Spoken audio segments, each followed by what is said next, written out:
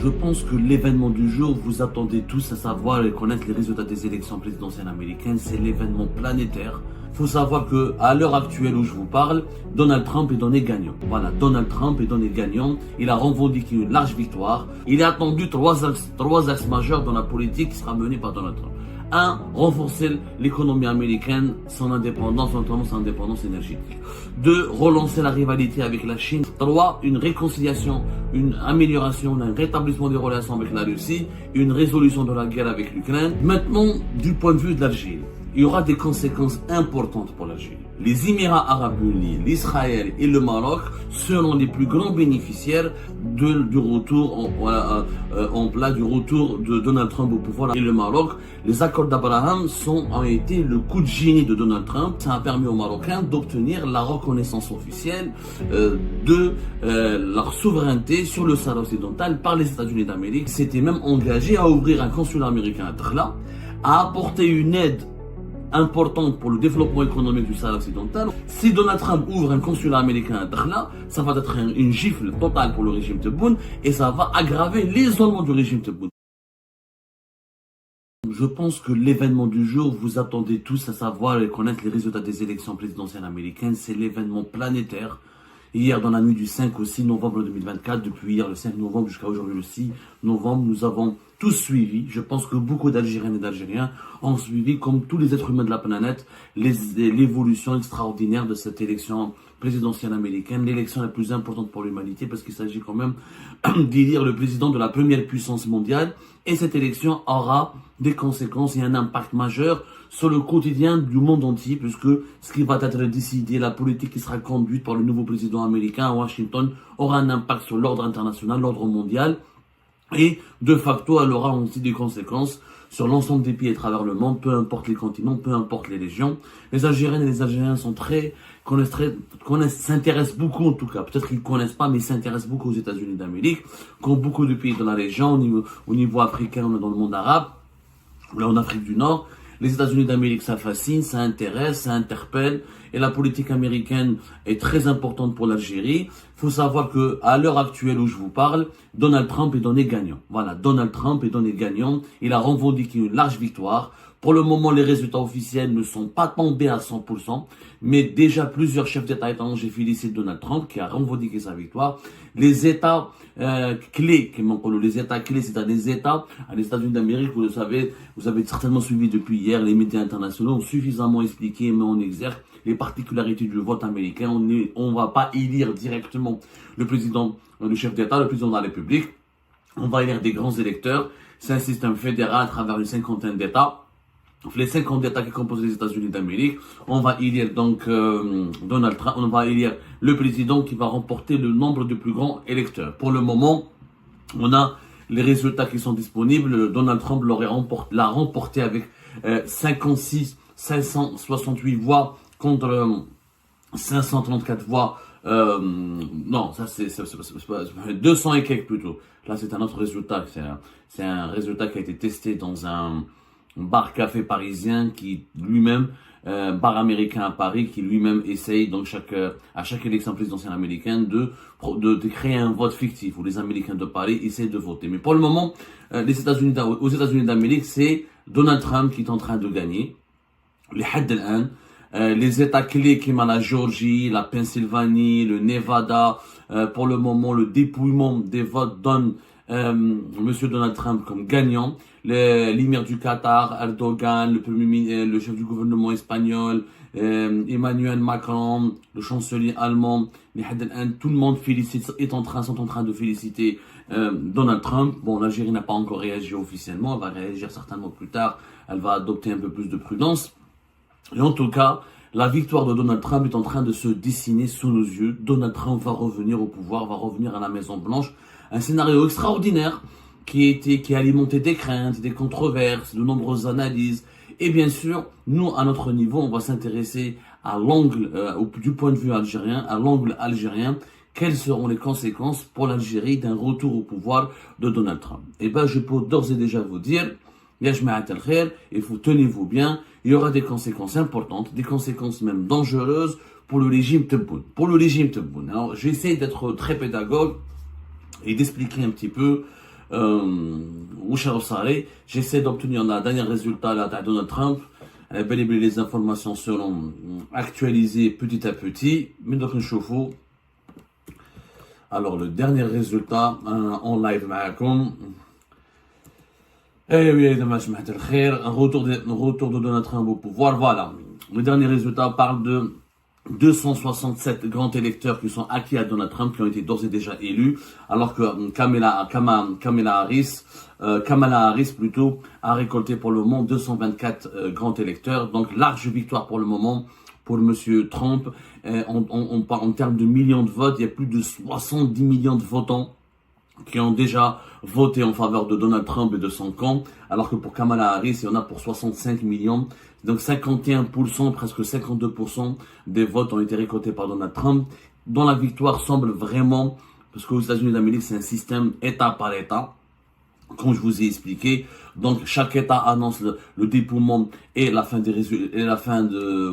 officielle des résultats du vote localement, et on comptabilise le nombre des États où les victoires de Donald Trump ont été confirmées, et c'est sur cette base-là qu'on peut d'ores et déjà affirmer que Donald Trump et franchement personne ne pourra pour le moment empêcher quasiment sa réélection ou là son retour aux États-Unis d'Amérique. C'est tout simplement historique. C'est historique parce que c'est quelqu'un qui revient de loin, Donald Trump. Il y a eu une campagne médiatique contre lui, il y a eu des procès de justice, il y a eu tellement de polémiques, il y a eu des accusations graves, il y a eu des poursuites pénales, et malgré tout ça, il a eu même une tentative d'assassinat, etc. C'est quand même très impressionnant le parcours et le retour, de Donald Trump au pouvoir. Qu'est-ce qui va changer dans le monde? Alors, c'est très difficile de schématiser. Grosso modo, j'essaye de résumer un peu la doctrine politique de Donald Trump. Ce qui a été dit durant sa campagne électorale, ce qui a été dit par ses proches, par ses idéologues, par ses conseillers, par ses partisans, toute la littérature géopolitique qui a été écrite et qui a été produite autour du programme de Donald Trump se résume en un seul mot: l'Amérique d'abord. Il est attendu trois axes majeurs dans la politique qui sera menée par Donald Trump. 1. Renforcer l'économie américaine, son indépendance, notamment son indépendance énergétique. 2. Relancer la rivalité avec la Chine. Donald Trump se concentre essentiellement sur la Chine.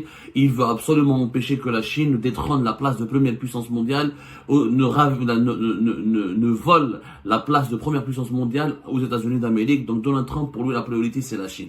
3. Une réconciliation, une amélioration, un rétablissement des relations avec la Russie, une résolution de la guerre avec l'Ukraine, de la guerre entre la Russie et l'Ukraine. Lui, il l'a déjà dit dans sa campagne électorale, il va essayer de régler ça très rapidement et d'empêcher cette guerre et de mettre fin à cette guerre, parce que Donald Trump ne veut pas avoir des problèmes avec les Russes. Pour lui, la priorité, si les Chinois, les Russes ne sont pas ses ennemis, la Russie n'a pas la capacité ni la prétention de supplanter l'Amérique et de devenir la première puissance au monde.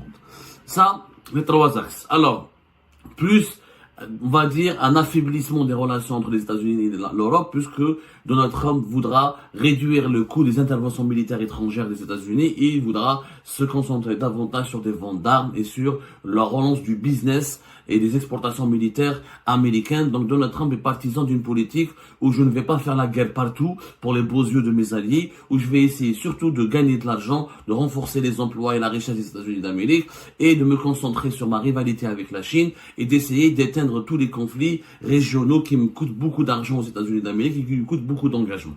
Alors, maintenant, du point de vue de l'Algérie, il y aura des conséquences importantes pour l'Algérie. Il y aura des conséquences importantes, notamment pour le régime Tebboune. Les grands axes de la politique de Donald Trump. Alors, sur le plan économique, on va parler sur le plan économique avant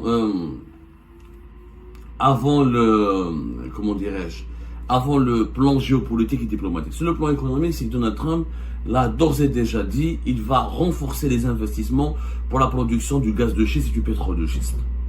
il va, là où il y a des blocages avec l'administration de Joe Biden pour des considérations écologiques, environnementales, etc., il va essayer de bloquer, ils ont bloqué les démocrates, ils ont essayé de limiter l'impact de la production du gaz et du pétrole de schiste sur l'environnement. Donald Trump ne s'intéresse pas beaucoup à l'environnement, son objectif principal est que les États-Unis d'Amérique soient totalement un pays indépendant de toutes les importations des hydrocarbures et qu'il soit le premier pays exportateur d'hydrocarbures. Il a réussi à le faire durant son mandat. Je rappelle que les États-Unis d'Amérique produisent maintenant plus de pétrole que l'Arabie Saoudite et la Russie. Et que c'est l'un des plus gros producteurs de gaz et d'exportateurs de gaz avec la Russie aussi. Donc, le fait que le pétrole de schiste et le gaz de schiste américain, si la production du gaz de schiste américain va beaucoup augmenter, donc les exportations vont beaucoup augmenter, ça va participer à casser les prix du gaz. Ça veut dire qu'il faut s'attendre dans les semaines, dans les mois à venir, au cours du mandat de Donald Trump, est-ce que les prix du gaz vont beaucoup baisser. Beaucoup plus que le pétrole, puisque les États-Unis d'Amérique exportent plus facilement du gaz de schiste, en le transformant en GNL à l'état liquide à travers des navires, en l'exportant à travers le monde entier, que du pétrole, parce que le pétrole, il leur sert beaucoup plus à des besoins internes, pour les besoins de leur production, alors que du gaz, ils peuvent en avoir suffisamment pour leurs besoins nationaux et pour exporter à travers le monde. Donc, les prix du gaz vont beaucoup baisser, ce qui impactera directement, probablement, ils risquent de beaucoup baisser, ce qui impactera directement l'Algérie, parce que nous sommes, je le rappelle, essentiellement un pays gazier, on n'est plus un pays pétrolier. 66% pratiquement de notre production, c'est du gaz, et plus de 60% de nos exportations, c'est du gaz. Donc, on va avoir un impact au niveau des revenus. Le gaz de schiste américain va concurrencer encore davantage le gaz algérien sur le marché européen, notamment des pays comme l'Espagne, comme la France, des pays de l'Europe de l'Ouest vont consommer beaucoup plus de gaz de schiste américain dans leur stratégie de s'émanciper du gaz russe et de diversification de leurs fournisseurs de gaz. Donc, ça, c'est une mauvaise nouvelle sur le plan économique. Mais la plus mauvaise nouvelle est sur le plan géopolitique. Pourquoi? Parce que l'arrivée, le retour au pouvoir de Donald Trump va inévitablement, donc en tout cas c'est ce que les analystes et les spécialistes attendent à cette réalité, il va inévitablement renforcer l'axe Rabat, Tel Aviv et Abu Dhabi. Les Émirats Arabes Unis, l'Israël et le Maroc seront les plus grands bénéficiaires du retour du retour de Donald Trump au pouvoir à la Maison Blanche à Washington. Pour des raisons que vous pouvez comprendre, rappelez-vous que c'est quand même Donald Trump qui a participé un petit peu, pour ne pas dire grandement, à l'aggravation du conflit algéro-marocain. Le conflit algéro-marocain a pris une nouvelle dimension tragique depuis ce qu'on appelle les accords d'Abraham de décembre 2020. Les accords d'Abraham de décembre 2020 qui ont permis au Maroc d'obtenir la reconnaissance américaine sur le Sahara occidental, en contrepartie de ce qu'on appelle une normalisation des relations, une officialisation des relations avec l'État d'Israël, donc le Maroc et l'État d'Israël. Et le Maroc, les accords d'Abraham ont été le coup de génie de Donald Trump, qui a totalement, avant la fin de son mandat, c'est-à-dire juste à la fin de son mandat présidentiel à la Maison Blanche, il a totalement modifié les rapports de force au Moyen-Orient, il a déstabilisé toute la région du Moyen-Orient d'Afrique du Nord, en permettant à Israël d'avoir des relations officielles avec 4 pays arabes importants, les Émirats Arabes Unis, le Bahreïn, le Soudan et le Maroc. Notamment au Maroc, ça a permis aux Marocains d'obtenir la reconnaissance officielle de leur souveraineté sur le Sahara occidental par les États-Unis d'Amérique, pilier de l'ordre mondial, première puissance mondiale et l'un des piliers du Conseil de sécurité de l'Organisation des Nations Unies. Et depuis cette date-là, les relations se sont beaucoup détériorées avec le régime algérien, puisqu'Israël s'est implanté au Maroc, et ensuite, fin décembre 2020, l'inauguration des liaisons aériennes entre le Maroc et Israël, ensuite une série de visites de hauts responsables israéliens au Maroc, ensuite le fameux accord de défense militaire entre le Maroc et Israël en novembre 2021, ce qui a poussé le régime algérien à se radicaliser à l'égard du Maroc, à craindre, à se méfier du Maroc et à considérer le Maroc comme une menace existentielle, puisque il va s'armer, il est devenu le petit protégé d'Israël et le déploiement potentiellement des forces armées israéliennes, des services de renseignement israéliens, et cette alliance militaire et diplomatique avec Israël a exposé l'Algérie, du point de vue du régime algérien, à tous les dangers existentiels.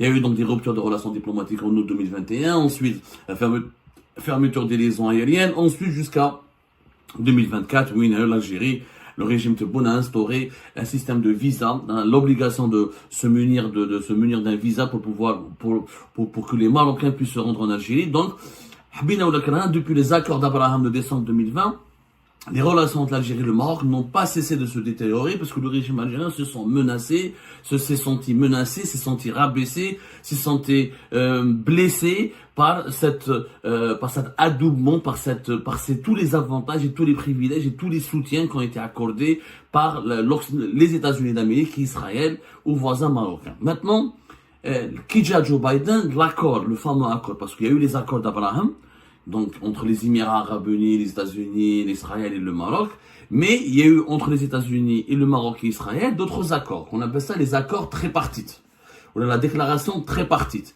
C'est-à-dire la déclaration tripartite qui a été faite en décembre 2020, elle a été partiellement gelée par l'administration Biden.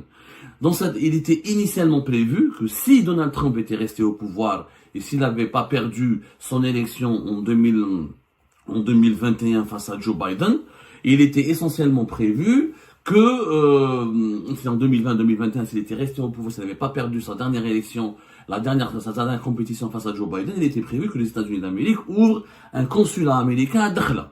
Et les États-Unis d'Amérique ne se sont pas contentés de reconnaître la marocanité du Sahara occidental, ils s'étaient même engagés à ouvrir un consulat américain à Dakhla, à apporter une aide importante pour le développement économique du Sahara occidental. On parlait dans cet accord d'un financement d'entre 3 et 4 milliards de dollars et à soutenir les projets marocains avec des partenaires publics et privés marocains, les projets marocains en Afrique de l'Ouest notamment, dans les autres pays africains. Et Israël, donc, et en contrepartie, Israël et le Maroc devaient avoir des vols directs, des relations diplomatiques assumées et des projets de coopération. Donc, c'était ça le package. Il y avait donc, il n'y a pas que les accords d'Abraham derrière. Maintenant, le consulat américain, avec les démocrates au pouvoir, il n'y a pas eu de consulat américain à Dakhla. On n'a pas vu de cette aide de 3 à 4 milliards de dollars donnée par les États-Unis d'Amérique pour développer des projets économiques importants au Sahara occidental, pour faire du Sahara occidental une région très développée. Et on n'a pas vu, il y a eu toujours le soutien américain est toujours resté intact. Les démocrates n'ont pas remis en cause leur soutien à la marocanité du Sahara occidental. Mais ils n'ont pas appliqué, les démocrates, tous les engagements qui ont été pris par Donald Trump dans le cadre de la déclaration tripartite. Maintenant, il est attendu que Donald Trump relance cette politique en Afrique du Nord. Et qu'il est possible que Donald Trump, il peut changer d'avis. Il va se dire peut-être qu'il a d'autres priorités. Mais Donald Trump, pour lui, c'est dans son programme, le renforcement du rôle d'Israël dans la région, l'amélioration des relations avec les pays arabes et Israël est un axe majeur, est une priorité. Donc, il pourrait relancer cette déclaration, ses engagements dans cette déclaration tripartite de fin décembre 2020. Et les États-Unis d'Amérique, avec Donald Trump, pourraient ouvrir, si les États-Unis d'Amérique ouvrent un consulat à Dakhla, ça serait un coup dur pour l'Algérie, pour le régime Tebboune. Parce que le régime Tebboune, il en a fait du Sahara occidental une question existentielle. Le problème du régime Tebboune, pourquoi on parle d'humiliation, de recul, de coups difficiles, de défaite? Parce que, contrairement au régime Bouteflika ou au précédent régime algérien, le régime Tebboune, il a fait du Sahara occidental une question existentielle. Le régime Tebboune, il a mis sur le même pied d'égalité la question du Sahara occidental avec la question palestinienne. Sur le même pied d'égalité. Du coup, dans toutes les relations internationales, l'Algérie, dans toutes les réunions des organismes internationaux, dans ses relations avec les autres États à travers le monde, elle parle toujours, le régime Tebboune met toujours en valeur, en lumière, sa position dans le dossier du Sahara occidental, et il fait du dossier du Sahara occidental une priorité, parce que je ne sais pas pourquoi le régime Tebboune estime en tout cas que c'est une cause nationale. Donc à partir du moment où Tebboune il a fait du Sahara occidental une cause nationale, alors qu'auparavant elle était un pilier de la diplomatie, elle était un axe majeur de la diplomatie algérienne, mais elle n'était pas une cause nationale. C'est-à-dire qu'elle n'était pas la priorité numéro 1 de l'Algérie dans ses relations avec les États, les puissances mondiales, dans les autres États de la région, dans les autres États de la planète. Tebboune, dans toutes ses relations avec les États de la planète, au lieu on parle des intérêts, il évoque les intérêts de l'Algérie, il met dans le même programme, dans le même agenda des intérêts de l'Algérie, la question du Sahara occidental. Donc l'ouverture, si Donald Trump ouvre un consulat américain à Dakhla, ça va être une gifle totale pour le régime Tebboune et ça va aggraver l'isolement du régime Tebboune.